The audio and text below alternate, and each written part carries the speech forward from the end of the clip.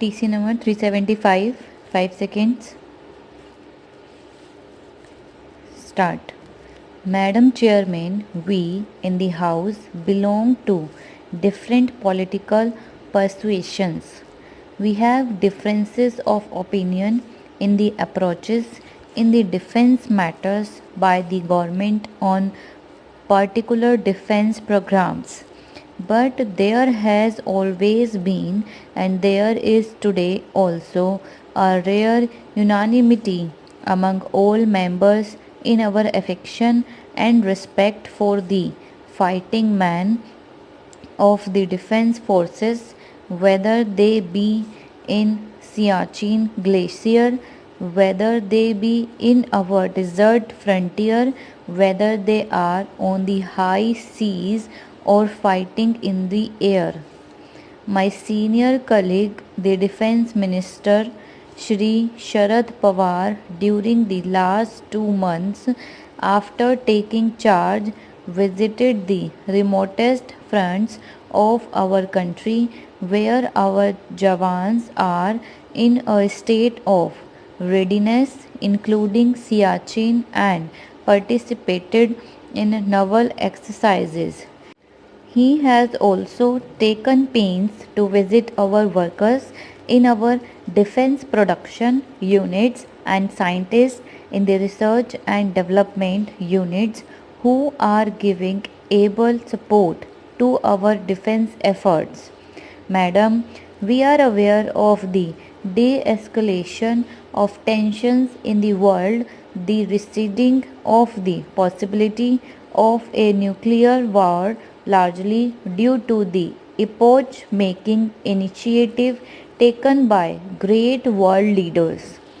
But then, so far as India is concerned, we have to live with the geopolitical regional situation and our threat perceptions in our immediate environment, which are of an extremely serious nature. We are aware of these threat perceptions. We are aware of Pakistan's nuclear capability and program, and we are aware of the rate at which Pakistan is arming itself, the way they are acquiring more sophisticated arms from the United States, China, and even the reported acquisition of Iraqi tanks from Saudi Arabia. We are all only too much aware of their involvement in destabilizing of our country in Jammu and Kashmir and Punjab. We are also aware of the military developments in China. I do not want to go into the details, but I would like to assure the honorable members that a very detailed and systematic assessment of the strategic and technological environment faced by this country has already been prepared by the defense planning staff and the concerned ministries, including the Ministry of External Affairs.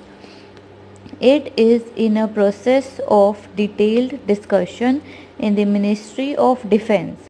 After finalization of this document, it will form the basis of determining our principal security objectives and planning strategies in our defense during the 11th 5-year plan.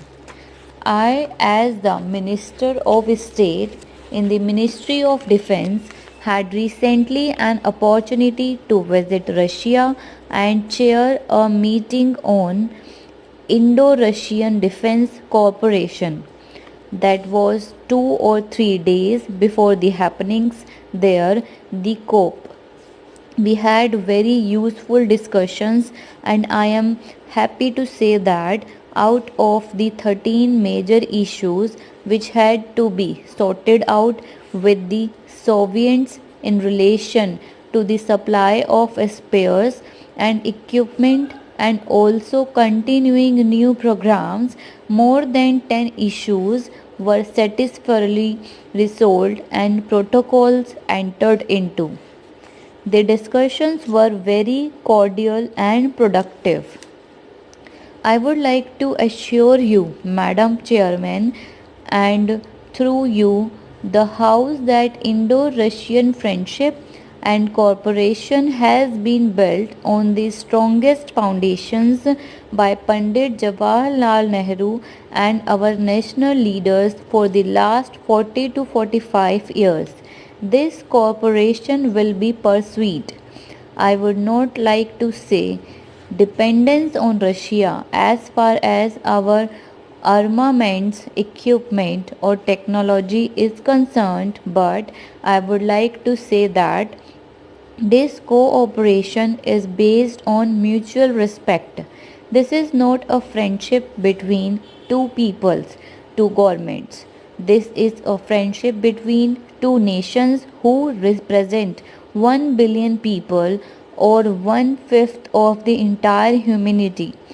We are very sure, and that is the signal we were getting from Russia also, that the Indo Russian friendship across the entire gamut or spectrum of cooperation we have painstakingly built over the years will continue, and the Indo Russian defense cooperation will be an integral part of it.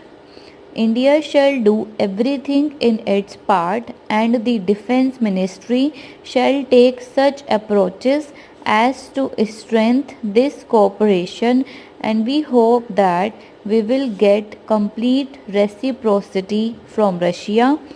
This is not to say that we will not keep our windows open to the world.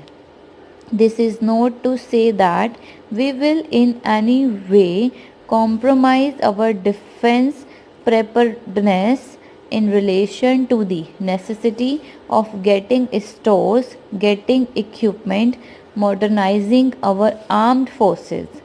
At no stage will our defense preparedness be compromised.